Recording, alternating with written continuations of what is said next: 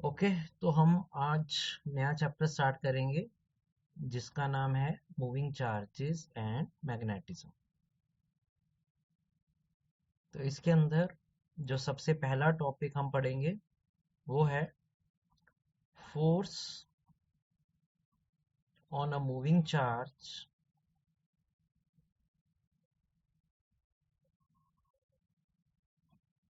Entering into a uniform magnetic field. तो ये हमारा पहला टॉपिक है इस चैप्टर का।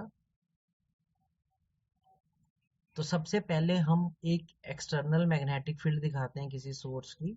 जैसे आपको पता है मैग्नेटिक फील्ड कोई मैग्नेटिक सब्सटेंस प्रोड्यूस कर सकता है, आपने लोअर क्लासेस में पढ़ा होगा।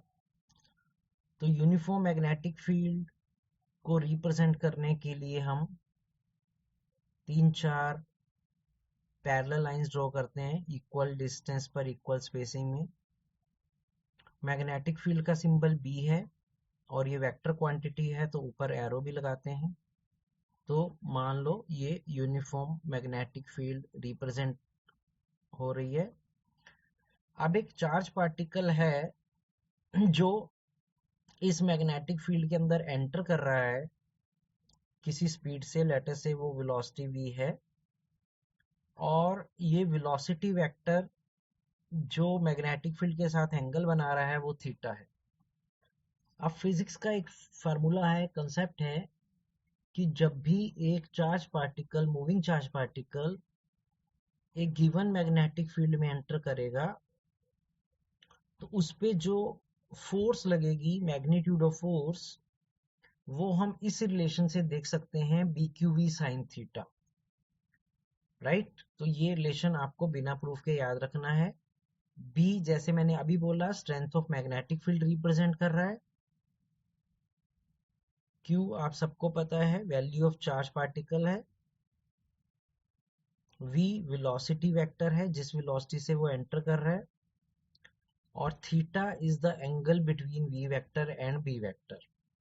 राइट, तो किसी भी मूविंग चार्ज पार्टिकल पे जो फोर्स लगती है उसका रिलेशन होता है B Q V sine theta. Right, the ऐसा यूनिट ऑफ मैग्नेटिक फील्ड। अब क्योंकि मैग्नेटिक फील्ड आपके लिए नया कंसेप्ट है, आपने पहले नहीं पढ़ा, तो आपको पता होना चाहिए द ऐसा unit of magnetic field is Tesla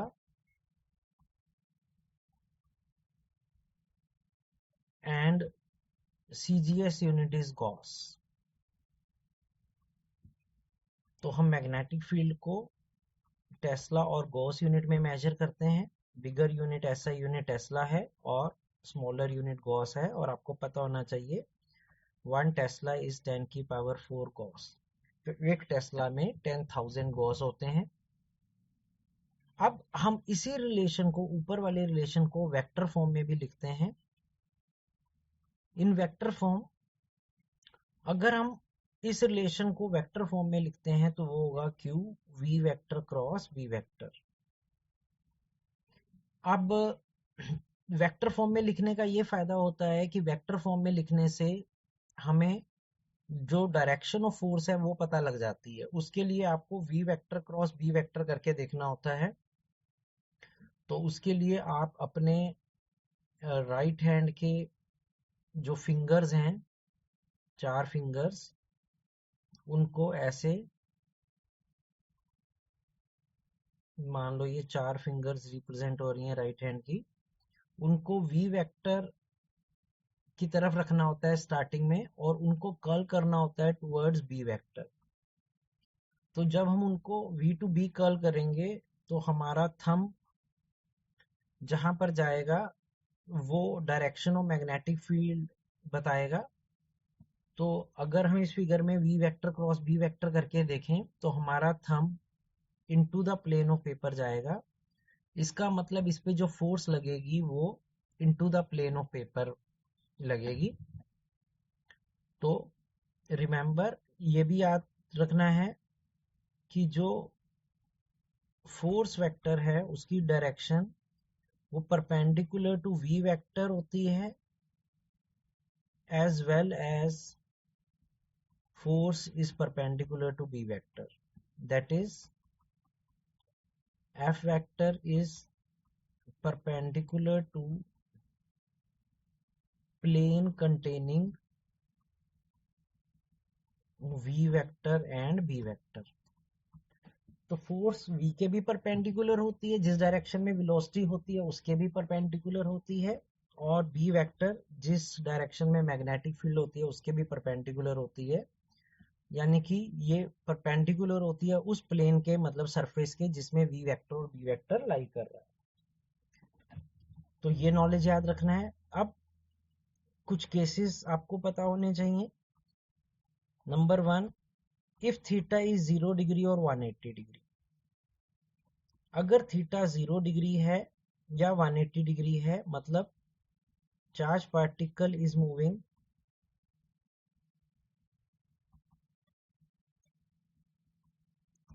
parallel और anti parallel to uniform magnetic field. तो क्या होता है, कितनी फोर्स लगती है वो हम देखेंगे। तो F बराबर हो जाएगा B Q B sine 0 degree और साइन 180 डिग्री।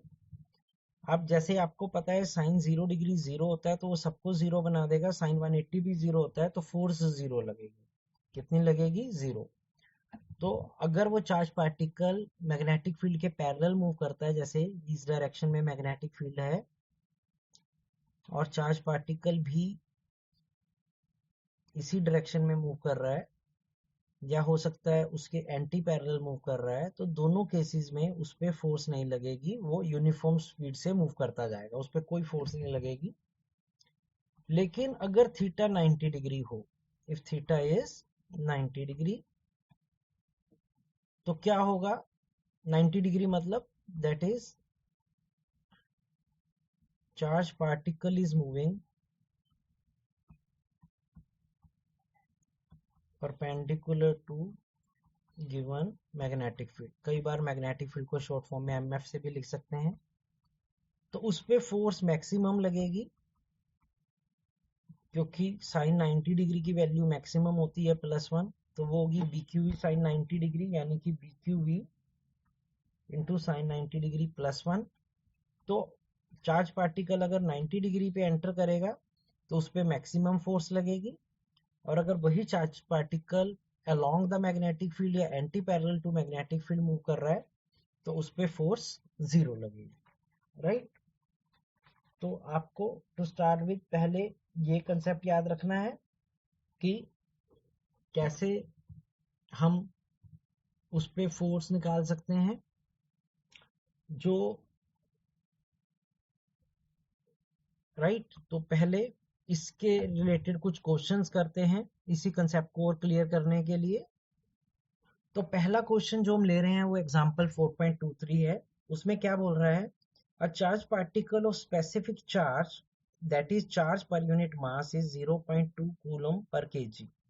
तो एक चार्ज पार्टिकल का चार्ज पर यूनिट मास दिया हुआ है 0.2 coulomb per KG, has velocity, और उसका वेलोसिटी वेक्टर गिवन है 2i cap minus 3j cap, यही वेक्टर फॉर्म में दिया हुआ है velocity. Enters in a uniform magnetic field of, और वो एक मैग्नेटिक फील्ड में एंटर कर रहा है जिसकी वैल्यू गिवन है 5i cap plus 2j cap Tesla. Find the acceleration of the particle. तो इन तीन वैल्यू से हमें उसकी एक्सेलरेशन निकालना है, राइट। अब इस न्यूमेरिकल को कैसे करेंगे। अब हमें पता है किसी भी पार्टिकल की एक्सेलरेशन फोर्स लगने से पैदा होती है, तो हम एक्सेलरेशन को लिख सकते हैं फोर्स पर यूनिट मास, और फोर्स एक पार्टिकल पे कितनी लगती है उसको वेक्टर फॉर्म में लिखा जाता है Q V vector cross B vector.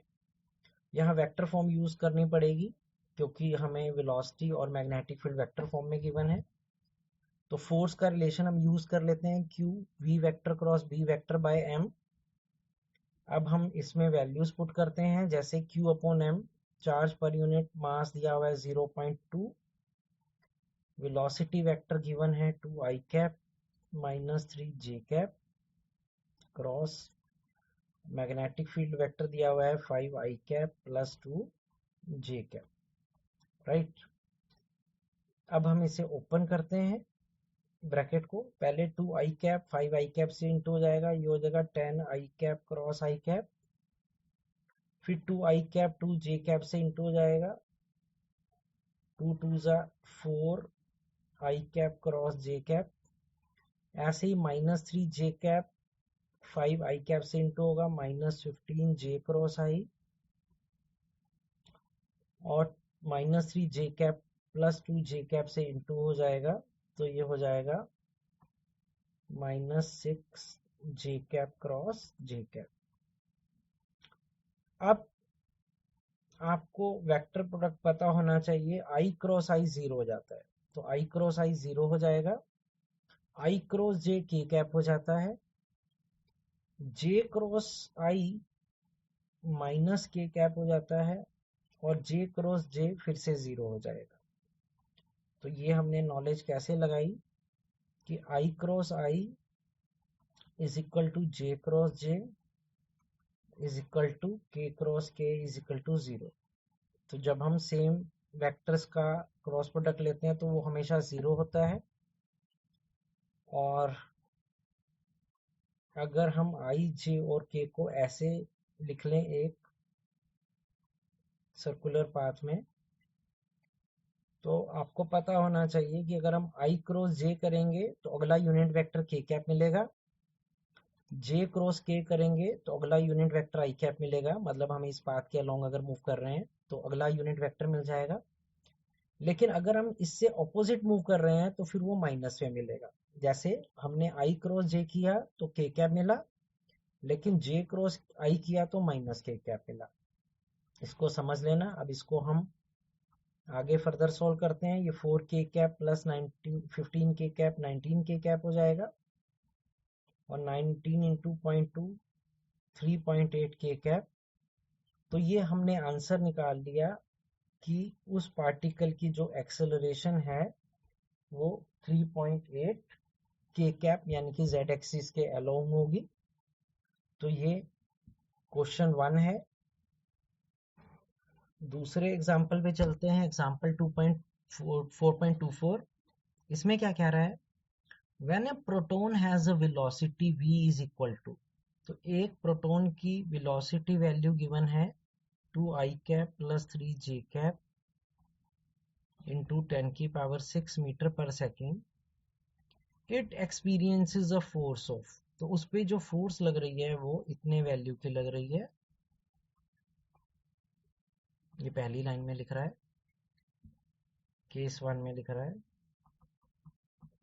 और फिर आगे लिख रहा है केस 2 में फुल स्टॉप डाल के नई लाइन में, when its velocity is along z axis, अब उसकी वेलोसिटी अगर z एक्सिस में हो, यानी कि उसकी वेलोसिटी k कैप में होगी, कोई भी वैल्यू हो, बस वेलोसिटी z एक्सिस में है, it experiences a force along x axis, तो उस पे जो फोर्स लग रही है वो x एक्सिस पे लग रही है, यानी कि उसके फोर्स का जो वेक्टर होगा, यूनिट वेक्टर, वो i कैप होगा।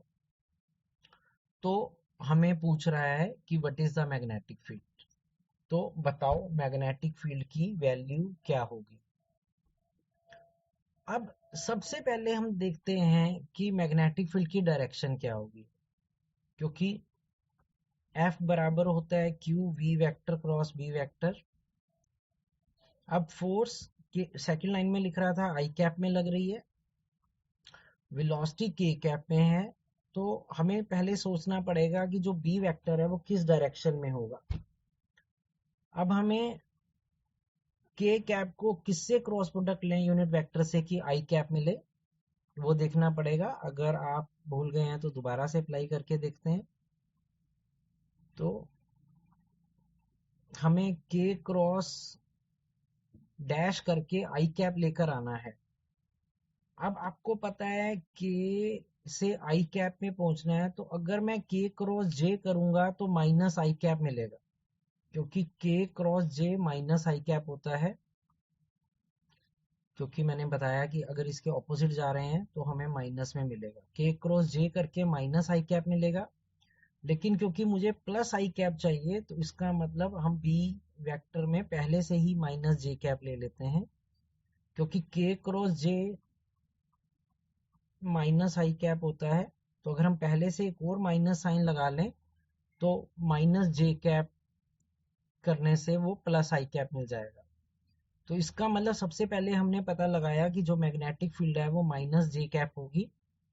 तो अब हम लेट कर लेंगे, लेट जो मैग्नेटिक फील्ड है उसकी वैल्यू बी वाई है और उसकी डायरेक्शन माइनस जे कैप है। तो magnetic field is B Y into minus J cap, यानी कि minus B Y J cap, right.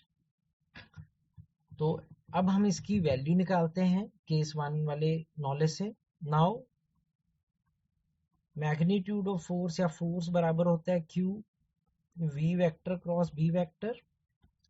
अब एफ हमें गिवन है 2 I cap plus 3 J cap into 10⁶। Q यहाँ पर चार्ज कितना गिवन है?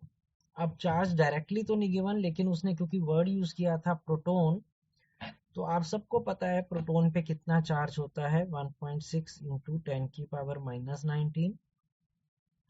वी वेक्टर हमें गिवन है 2 आई कैप, सॉरी ये मैंने गलत वैल्यू पुट कर दी, फोर्स की वैल्यू आनी थी इस तरफ, ये वी वैल्यू मैंने पुट कर दिया। तो फोर्स की वैल्यू हमें गिवन थी माइनस 1.28 इंटू 10⁻13 के कैप। अब v की वैल्यू गिवन है 2 I cap plus 3 J cap into 10⁶। इसका क्रॉस प्रोडक्ट लेना है बी वेक्टर के साथ जिसको मैंने लेट किया है minus B Y J cap, right, क्योंकि हमने बी वेक्टर ये लेट किया है। अब इसे सॉल्व करते हैं तो ये हो जाएगा minus 1.28 into 10⁻13 K cap is equal to 1.6 into 10⁻19 और 10⁻6 को भी बाहर ले लेते हैं, 10⁻6। अब 2 I cap minus B Y J cap से इंटू होगा तो हो जाएगा माइनस 2 बी वाई आई कैप क्रॉस जे कैप, और ऐसे ही 3 माइनस बी वाई से होगा तो ये हो जाएगा माइनस 3 बी वाई इंटू जे कैप क्रॉस जे कैप। तो इसे हम सॉल्व करते जाते हैं।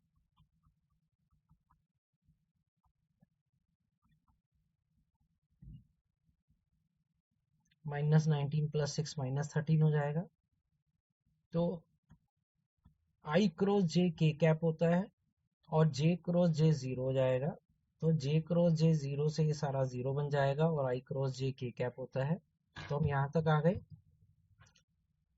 अब मुझे बी वाई निकालना है, तो मैं बी वाई को अकेला छोड़ के बाकी सारी वैल्यू को लेफ्ट साइड में ले जाता हूँ।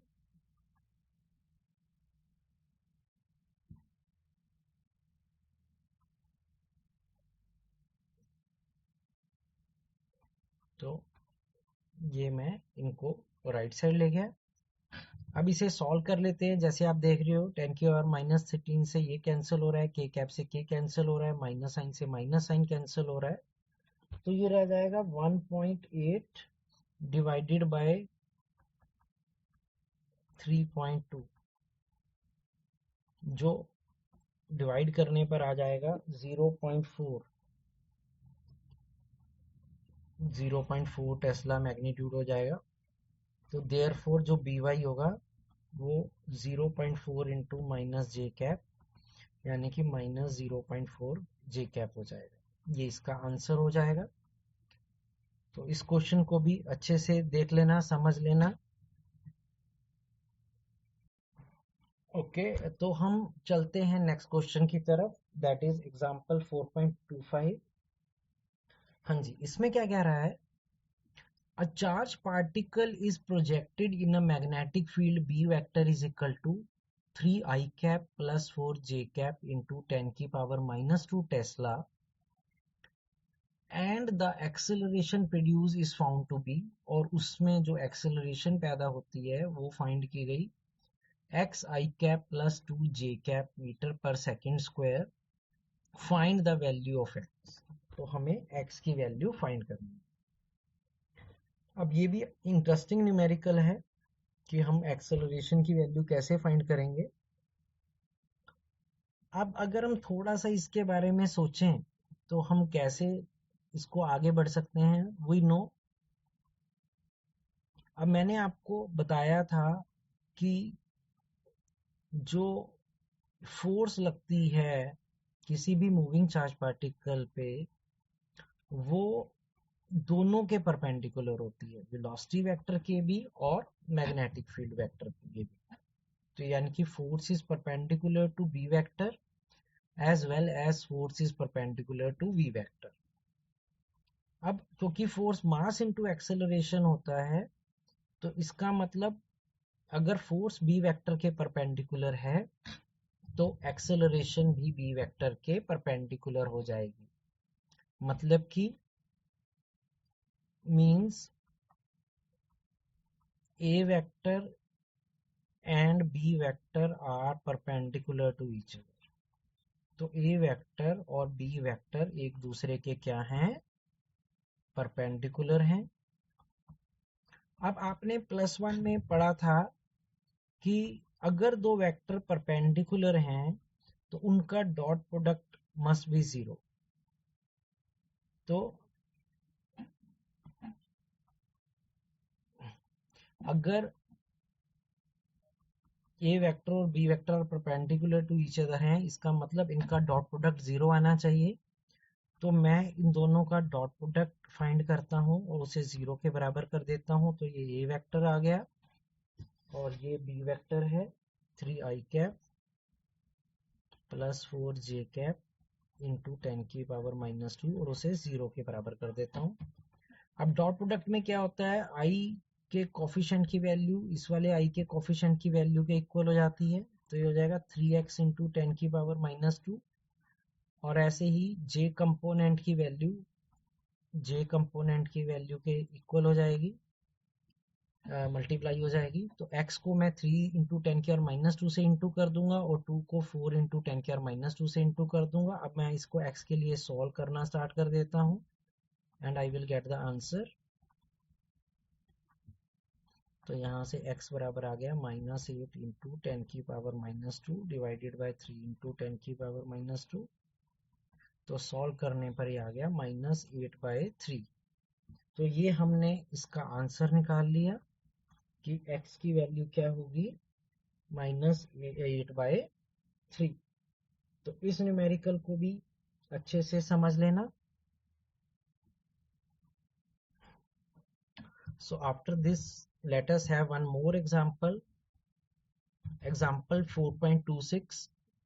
अब मैग्नेटिक फील्ड ऑफ, तो एक मैग्नेटिक फील्ड दी हुई है जिसकी वैल्यू है 4 इंटू 10⁻³ के कैप, टेस्ला इसका यूनिट है। एक्सर्ट्स अ फोर्स ऑफ, और वो फोर्स लगा रही है 4i cap plus 3j cap into 10⁻⁻10 Newton पर एक चार्ज पार्टिकल पर जिसकी चार्ज वैल्यू है 10⁻⁻9 coulomb and moving in XY plane, और वो चार्ज पार्टिकल XY प्लेन में मूव कर रहा है। Find the velocity of the particle.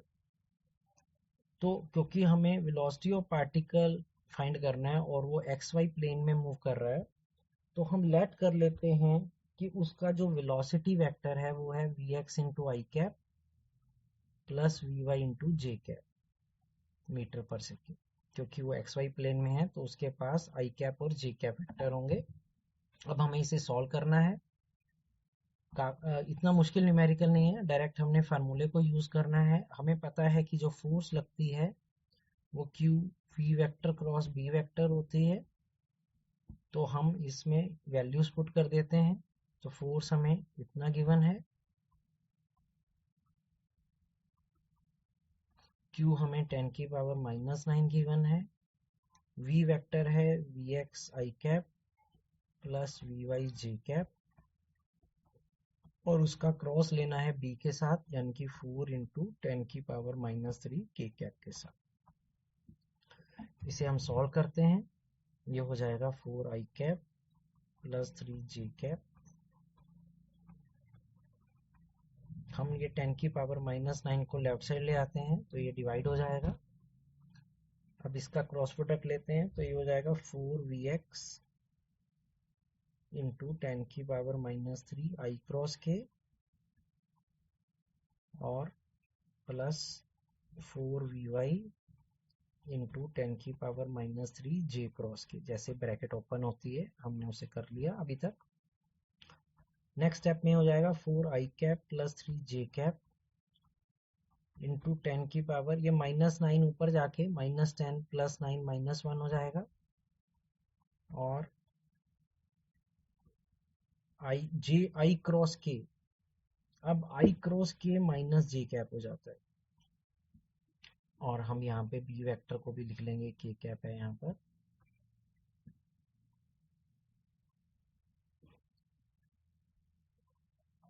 Sorry ये मैंने, हाँ ठीक है, k कैप की जरूरत नहीं है। और आगे चलते हैं, ये हो जाएगा plus 4vy into 10⁻³ j cross के i कैप हो जाता है। आई होप आपको ये समझ में आ गया है, ये मैंने कैसे कर रहा हूँ, i j k। तो ये जो मैंने तरीका बताया उससे पता लग जाता है। इसे मैं फर्दर सॉल्व करता हूँ, 10⁻⁻1 0.1 होता है तो हो जाएगा 0.4 i cap plus 0.3 j cap is equal to 4vx into 10⁻³ minus sign को आगे लगा लेते हैं, j cap plus 4vy into 10⁻³ i cap. अब हम इनके कोफिशिएंट इक्वल कर लेते हैं, कंपेयरिंग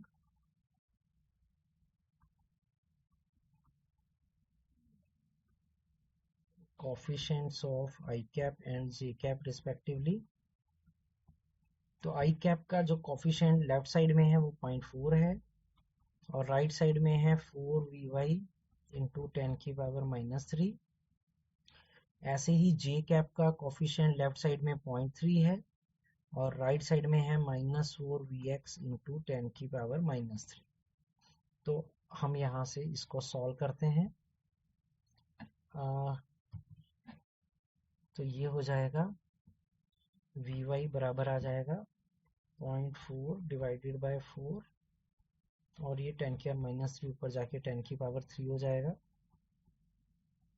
और ऐसे ही हम यहाँ से vx के लिए भी सिमिलरली सॉल्व करते जाते हैं।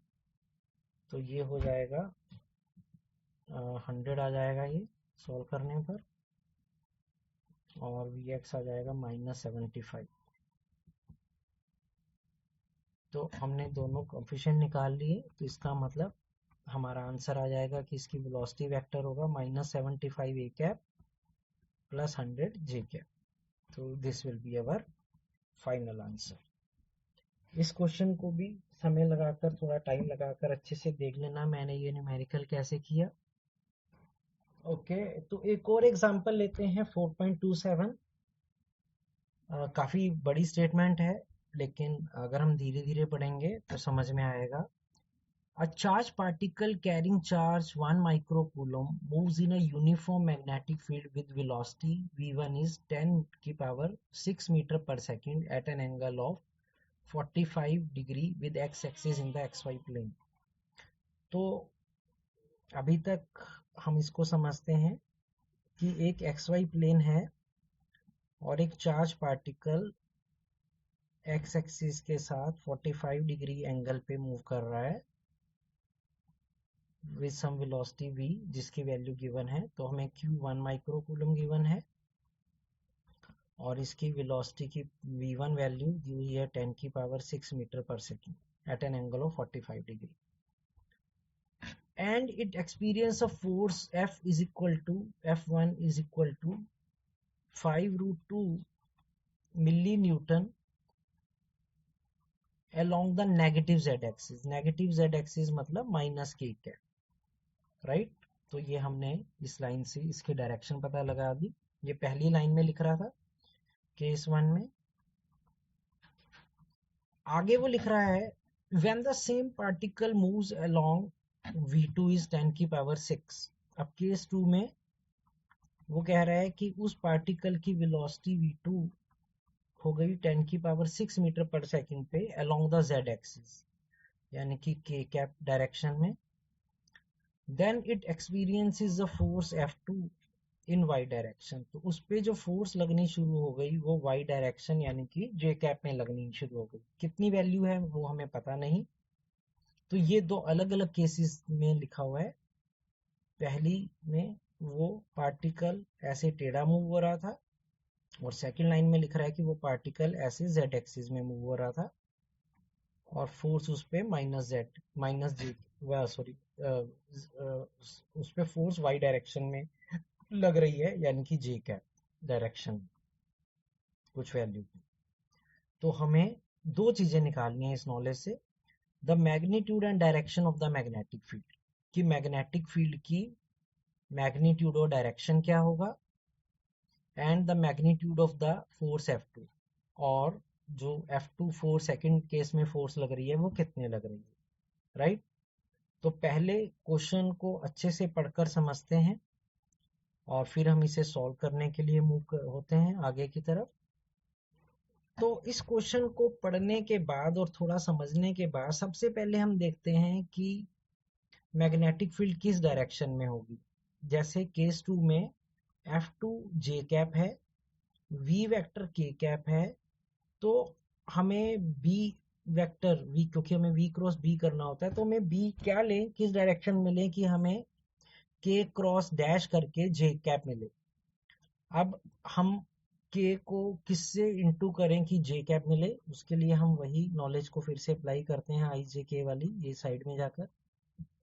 तो मुझे K क्रॉस डैश करना है कि जे कैप मिले, तो K क्रॉस I करना पड़ेगा क्योंकि K क्रॉस I हमें जे कैप देता है। तो लेट कर लेते हैं द मैग्नेटिक फील्ड B। तो जो मैग्नेटिक फील्ड वो हमें फाइंड करने को बोल रहा है B1, वो क्योंकि x एक्सिस में होगी तो उसे हम BX I कैप ले लेते हैं, राइट। तो सबसे पहले हमने उसकी डायरेक्शन निकाली कि वो I कैप में होगा और उसकी कुछ वैल्यू होगी BX। नाउ अब हम फर्स्ट केस वाली वैल्यू पुट कर देंगे अपने रिलेशन में। अब हमें पता है फोर्स बराबर होता है Q V1 क्रॉस B1। अब F1 हमें दिया हुआ है 5√2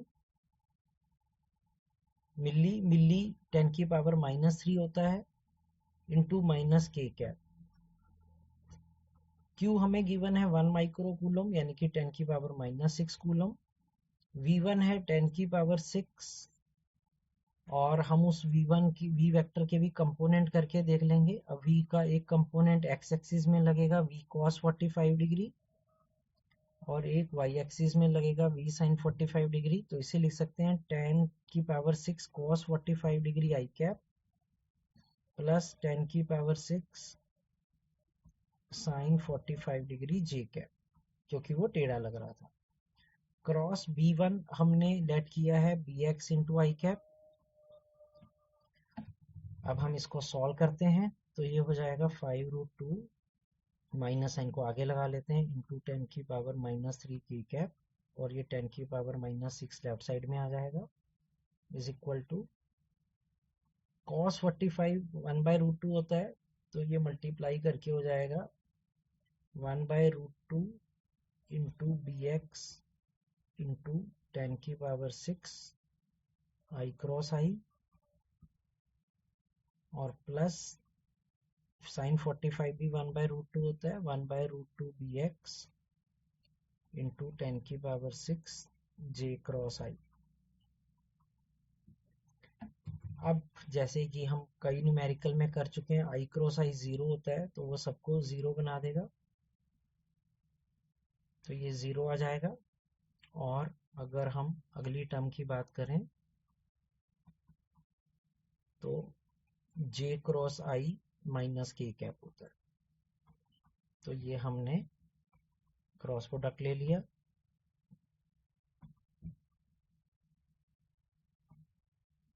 ये 10 की पावर -6 ऊपर जाके 10 की पावर +6 हो जाएगा। अब हम इसको bx के लिए सॉल्व कर लेते हैं। ये हो जाएगा -5√2 इंटू 10 की पावर 3 के कैप इंटू ये √2 क्रॉस मल्टीप्लाई होके ऊपर चला जाएगा और नीचे आ जाएगा -10 की पावर 6 की कैप। तो हमने सिर्फ bx को छोड़ दिया राइट साइड में और बाकी टर्म्स को इधर ले आए। अब इसे हम मैथमेटिकली सॉल्व करते हैं। माइनस से माइनस साइन कैंसिल हो रहा है, के कैप से के कैप कैंसिल हो रहा है, √2 इंटू √2 2 हो जाएगा, 5 इंटू 2 इंटू 10 की पावर 3 और ये 6 ऊपर आके -6 हो जाएगा। तो बड़े आराम से हम bx का आंसर निकाल लेंगे। ये हो जाएगा 5 2 10, 10 की पावर 1 इंटू 10 की पावर -3 यानी कि 10 की पावर -2। ठीक है, यूनिट टेस्ला। तो देयरफॉर हमने पहला पार्ट कर लिया कि जो मैग्नेटिक फील्ड होगी वो 0.01 आई कैप टेस्ला होगी, क्योंकि डायरेक्शन तो हम पहले ही फाइंड कर चुके हैं। ये पहला पार्ट हो गया जिसमें हमें एग्जामिनर ने पूछा था कि कितनी मैग्नीट्यूड और डायरेक्शन होगा मैग्नेटिक फील्ड का। अब हम सेकंड पार्ट की तरफ मूव करते हैं जिसमें सेकंड फोर्स निकालना है। तो ये भी मुश्किल नहीं है। Now F2 is equal to Q into V2 cross V2। अब हम सेकंड केस की वैल्यू पुट कर देते हैं। अब हमारा सेकंड केस में चार्ज पार्टिकल तो वही रहा है 1 माइक्रोकूलम, तो 10 की पावर -6। सेकंड केस में V2 हमें गिवन था कितना, 10 की पावर 6 के कैप। तो हम V2 को पुट कर देते हैं 10 की पावर 6 के कैप और क्रॉस प्रोडक्ट लेना है B2 का जो हमने अभी ऊपर निकाला है 0.01 आई कैप। इसको हम सॉल्व कर लेते हैं। तो ये 10 की पावर 6 इंटू 10 की पावर -2 के कैप क्रॉस आई कैप हो जाएगा। अब के क्रॉस आई -j होता है, तो इसे हम फर्दर सॉल्व करते हैं। -6 + 6 -2 के cross I is -j cap. तो इसको सॉल्व करके हो जाएगा -0.01 जे कैप न्यूटन। तो ये हमने सेकंड आंसर निकाल लिया कि उस पे जो फोर्स लगेगी वो इतने वैल्यू की लगेगी। तो ये इसका सेकंड पार्ट हो गया। तो ये सारे न्यूमेरिकल आपके इस कंसेप्ट को क्लियर करते हैं कि जब भी एक मूविंग चार्ज पार्टिकल एक मैग्नेटिक फील्ड में एंटर करता है तो उस पर फोर्स लगती है Q V vector cross B vector. तो इस क्लास में जो करवाया है उसको अच्छे से देख लेना, समझ लेना, बाकी फिर हम नेक्स्ट क्लास में करेंगे। That's it for today class.